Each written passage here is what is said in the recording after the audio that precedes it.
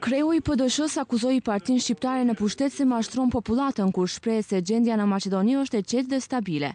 Sipas Thaçit, raporti i fundit që mori Maqedonia nga Këshilli i Ministrave të Bashkimit Evropian mund të destabilizojë dhe raportet e brendshme. Thaçi i drejtoi sërish thirrje BDI-s që të lërë qeverinë. Do të diskutohen edhe delikateti apo gjendja shumë e vështirë që mbretëron Maqedoni, sidomos sjellja jo serioze e qeverisë Maqedonisë. Në anën tjetër e tentimi disa funksionarëve të BDI-s dhe vetë BDI-s për ta mashtruar dhe për ta rrënjë opinionin se asgjë e keqe s'ka ndodhur.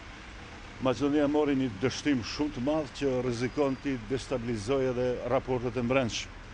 Mendoj se BDI-ja e ka momentin e fundit që ta shqyrtojë pozicionin e vet në qeverisje, të merr përgjegjësitë dhe mos të mashtrojë më se do të dalin dje për qeverie sot, nesër, pas nesër, por duhet merr vendime shumë qartë. Sipas Thaçit, fajtor për mos integrimin e Maqedonisë nuk është Greqia. Momentet e reja dhe pengesat nga Bullgaria dhe Franca, sipas Thaçit, tregojnë se fajin e ka vetëm qeveria. Krijohet një opinion i rrejshëm se të tjerët i kanë fajet. Greqia nuk na lën, na bllokon. Po faktet janë të reja. Pozicioni i Bullgarisë, i Francës dhe të tjerët tregojnë se punët tona nuk shkojnë si duhet. Dhe fatkeqësisht qeveria, sidomos BDI-ja, sjellën në mënyrë shumë serioze. Situata dita ditës agravon dhe jemi shumë në një mundësi të destabilizimit më të gjerë situatës brendshme. Thaçi këto komente i bëri para fillimit të mbledhjes së rregull të Kuvendit Qendror të PD-s, ku është diskutuar situata aktuale politike në Maqedoni.